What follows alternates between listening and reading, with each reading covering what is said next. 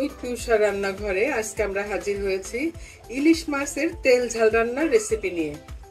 এই রান্নাটা করার জন্য আমি 1 কেজি পরিমাণ ইলিশ মাছ কুটে নিয়েছি, ধুয়ে নিয়েছি। এখানে 1.5 কাপের মতো পেঁয়াজ বাটা আছে, 10-12টা ঝাল ছাড়া শুকনো মরিচ বাটা আছে। এই রান্নাটা আমি সরিষা তেলে রান্না করবো। এখানে 1 কাপ সরিষা তেল নিয়ে নিয়েছি। প্রথমে আমাকে পেঁয়াজ বাটার সাথে এখানে 10-12টা আমি ঝাল ছাড়া শুকনো মরিচ যে বেটে নিয়েছি এটা মিশিয়ে দিতে হবে। পরিমাণ মতো লবণ দিয়ে দিলাম। 1 কাপের মতো তেল দিয়ে দিলাম। এই রান্নায় পানি ব্যবহার করা যাবে না, তেল দিয়ে রান্না করতে হবে। আস্ত কিছু কাঁচামরিচ দিয়ে দিলাম। এবার এই মিশ্রণটাকে আমি মাছের উপরে ঢেলে দিব। আলতো হাতে নেড়ে নেড়ে মিশাতে হবে, বেশি নাড়াচাড়া করা যাবে না। এবার ঢাকনা দিয়ে আমি মিডিয়াম টু লো হিটে রান্না করব। এবার আমি মিডিয়াম হিটে রান্না করব। আমি মোট 20 মিনিটের মতো রান্না করব।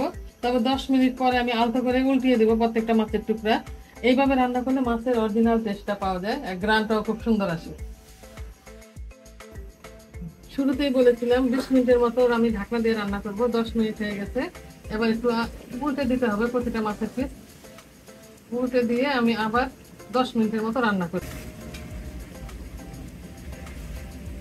বারবার উল্টানো যাবে না, ইলিশ মাছ এমনিতে নরম।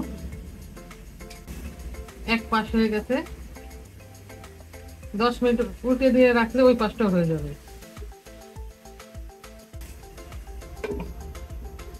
চুলার আঁচটা আমি মিডিয়াম টু লো এর মাঝামাঝি রেখেছি। মোট 20 মিনিটের মতো আমি রান্না করে নিয়েছি। আমার রান্নাটা এখন পুরোপুরি কমপ্লিট হয়ে গেছে। পেঁয়াজের থেকে তেল ছাড়তে শুরু করেছে। এবার আমি চুলার আঁচটা বন্ধ করে দিব। একটা সার্ভিং ডিশে নিয়ে দেখাচ্ছি রান্নাটা কেমন হয়েছে। তৈরি হয়ে গেছে ইলিশ মাছের তেল ঝাল রান্না। স্বাদে ও গন্ধে অতুলনীয় একটা রেসিপি। আজ এ পর্যন্তই। আগামী দিন নতুন কোনো রেসিপি নিয়ে আমরা আবার আপনাদের সামনে হাজির হব। আল্লাহ হাফেজ।